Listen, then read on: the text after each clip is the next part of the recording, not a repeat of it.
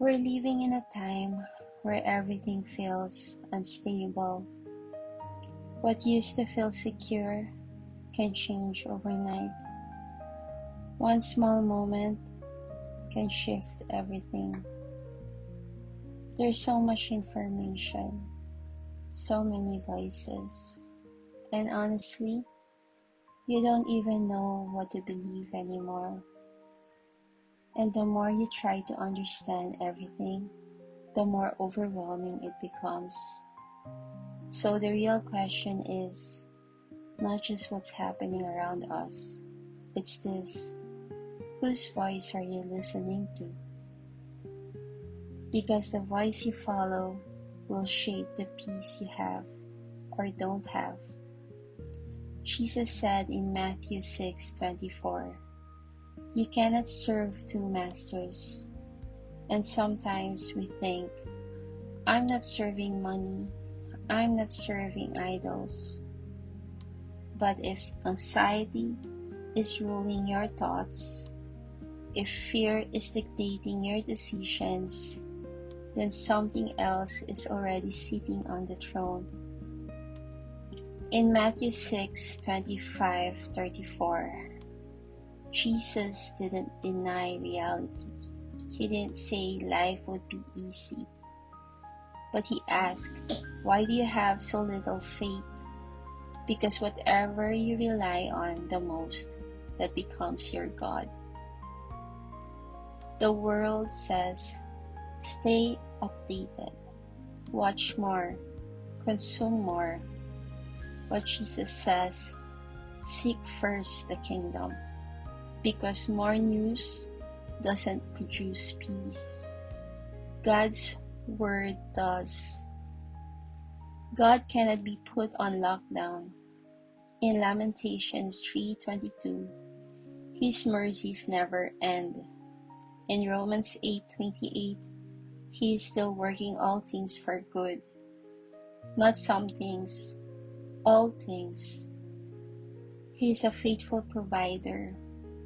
In Matthew 7:9-11, if earthly fathers know how to give good gifts, how much more will your Father in heaven?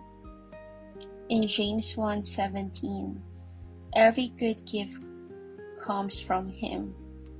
He is not moody. He is not inconsistent. But let's be honest, life doesn't always make sense. Sometimes doors open and then suddenly close. Sometimes you try your best and it still doesn't work out. And the question comes quietly, God, is this your will, or am I just failing? But this is where faith becomes deeper than outcomes. Because God never promised that every door you walk into will be the one you stay in. But He did promise this: I will sustain you and I will carry you. Isaiah 46:4. I am the first and I am the last. Isaiah 48:12. Meaning, He is not just in your beginning.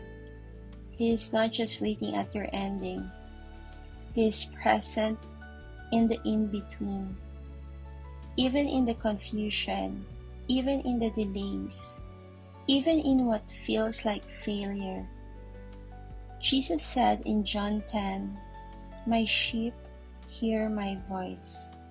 Not the loudest voice, not the most popular voice, His voice. So the answer to anxiety is not control. It's not figuring everything out. It's this: return to the shepherd. And then Jesus gives something practical. Pray.